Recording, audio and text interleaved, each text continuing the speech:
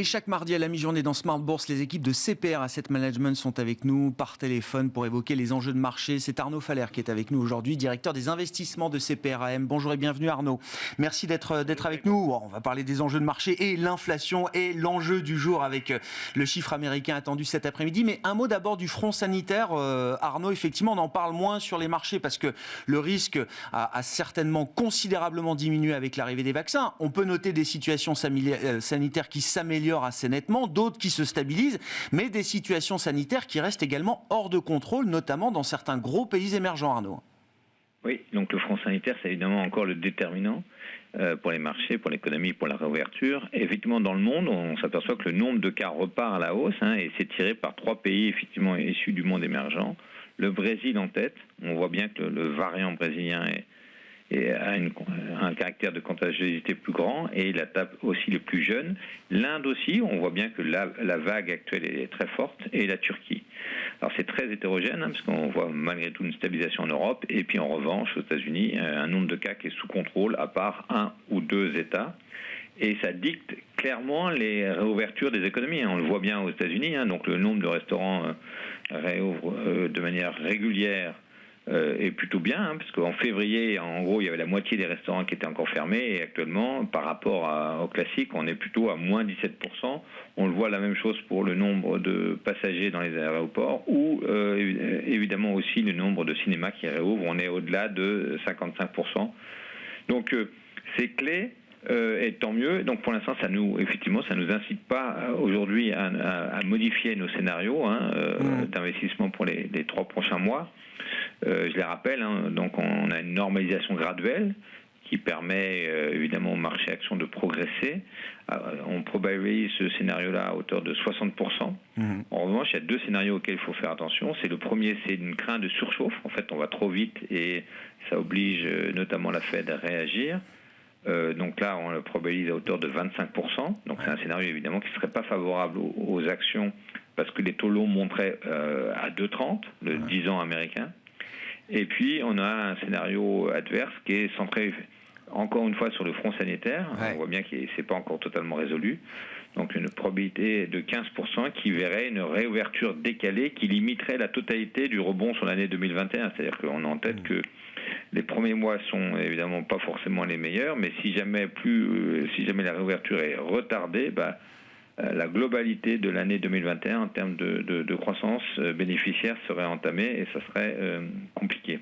Mais un point important à noter, c'est que dans aucun des scénarios adverses, on a un scénario catastrophe. C'est-à-dire que l'ampleur des baisses qu'on imagine dans les scénarios adverses et l'ordre de grandeur du scénario des hausses qu'on a sur les marchés actions dans le scénario numéro 1, scénario majoritaire à 60%. C'est pour ça que globalement sur les actions, ça devrait bien se passer.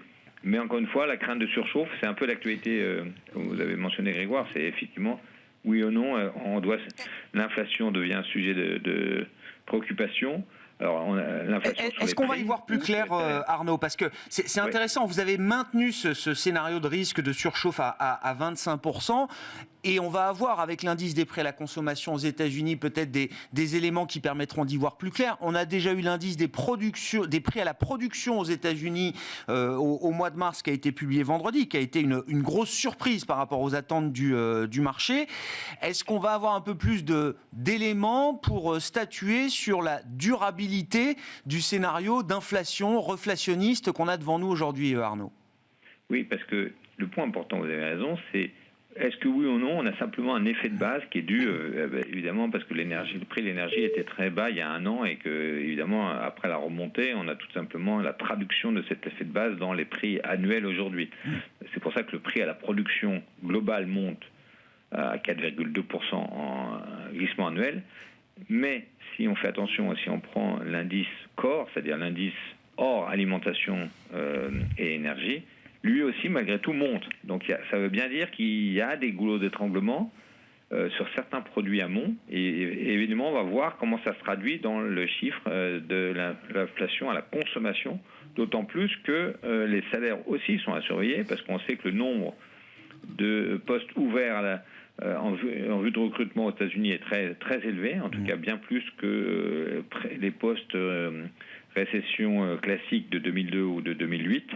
Et donc, un des points vraiment importants, c'est les créations d'emplois auxquelles on va assister en avril et en mai, donc publiées le premier vendredi du mois, donc le premier vendredi de mai et de juin, au moment où probablement les États-Unis auront vacciné entre 70 et 80% des adultes américains. Et donc au moment où même la Fed le dit, Bullard l'a évoqué hier, c'est à ce moment-là est-ce que c'est le signal de la fin de la crise et est-ce que c'est donc le début du débat sur le tapering. Alors tapering, il faut se rappeler, c'est donc le dégonflement du bilan de la Fed qui avait été très sollicité évidemment pendant la crise sanitaire l'année dernière au printemps, qui avait vu des montants astronomiques. La question c'est, donc ça avait soutenu les marchés, la question est évidemment dans l'autre sens. Si on dégonfle un peu le bilan de la Fed, évidemment c'est une difficulté sur les marchés, toutes classes d'actifs. Et d'ailleurs, vous vous rappelez que la dernière fois que la Fed avait fait une opération de ce qu'on appelle le tapering, dégonflement du bilan, c'était en 2013 et que ça avait été très marqué sur les marchés, toutes classes d'actifs au passage, évidemment les obligations de l'État, mais aussi le crédit et les actions. Et ça avait duré quelques temps. C'est-à-dire que même dans une période de croissance économique, si on dégonfle le bilan de la Fed de manière un peu rapide, ça peut être un handicap pour les classes d'actifs financières. Et votre sentiment, Arnaud, par rapport à l'expérience de 2013, douloureuse, est-ce que forcément l'inflexion de la politique monétaire de la Fed avec l'idée d'un dégonflement graduel du bilan ou d'une réduction progressive des achats, on peut le tourner dans ce sens-là également, Arnaud, est-ce que c'est forcément un point de passage qui restera douloureux pour les investisseurs ou est-ce que non, on a appris de l'expérience de 2013 en termes de communication et peut-être également que la situation de reprise, la crise est atypique, on l'a entendu, on l'entend tous les jours, est-ce que la situation est différente de celle de 2013 de ce point de vue-là ? Elle est différente parce qu'évidemment, il n'y avait pas le front sanitaire. Pour autant, on va voir, la Fed est en position un peu inconfortable de communication parce qu'à force de dire que c'est un effet de rattrapage sur l'inflation, mais finalement, si l'inflation, au contraire, perdure et puis continue, y compris l'inflation corps, d'un côté, et de l'autre côté, si jamais la tension sur le marché du travail en termes de, évidemment, création d'emplois, mais surtout après en termes de salaire perdure, la position de la Fed va vraiment être compliquée et forcément, il y aura des réactions. Vu l'ampleur, encore une fois, de la taille du bilan sollicité, c'est assez probable que malgré tout, il y a un débat sur le dégonflement. La question, c'est est-ce que les marchés vont bien accepter le rythme proposé par la Fed ? Et donc c'est ça l'enjeu. Encore une fois, ça sera l'enjeu à partir de juin, on imagine, au sein de la maison CPR. Un mot pour conclure, Arnaud, sur la question de la fiscalité. Alors c'est la grande nouveauté, j'allais dire, dans le paysage macro-financier global, avec une réforme de la fiscalité qui pourrait être historique aux États-Unis et même peut-être sur le plan mondial au sein des pays de l'OCDE. Arnaud, quels sont les points d'attention là qui vous intéressent dans cette question fiscale mondiale désormais? C'est mondial parce qu'effectivement, c'est une bonne nouvelle, et puis après on va rentrer dans le détail malgré tout, c'est une bonne nouvelle que les États-Unis, il nous semble, vraiment ils rentrent dans le projet de l'OCDE, sur lequel l'OCDE travaille depuis longtemps. Il y avait deux piliers. Le premier, c'était d'imposer les multinationales, y compris les entreprises numériques, partout où elles exercent des activités significatives. Et le deuxième pilier, c'était de mettre en place une imposition minimale des multinationales, quelle que soit la localisation du siège social ou le lieu d'activité. Et donc les États-Unis avaient déjà sur le pilier 2 un principe similaire qui était la taxe GILTI. Eh bien, Biden a l'idée de rénover et de passer le taux d'ailleurs de la taxe GILTI de 10,5 à 21, de raisonner pays par pays. Donc ça va être évidemment un coup dur entre guillemets, mais certainement salutaire contre les paradis fiscaux. Et évidemment les multinationales qui ont des filiales dans ces paradis. Mais ça sera un élément majeur pour l'ensemble des entreprises, parce que ça va être combiné aussi au pilier 1, où on aura une centaine d'entreprises minimales qui seront impactées avec des revenus, des impôts qui seront assis pas forcément sur les bénéfices, mais sur le chiffre d'affaires ou sur l'équivalent. Tout ça pour dire que effectivement, ça va concerner les États-Unis, mais le reste du monde, avec le CDE qui est à la manœuvre. Et en termes d'impact, donc c'est difficile encore parce qu'on n'a pas tous les éléments en détail, mais en termes d'impact, ça sera, il nous semble, assez important.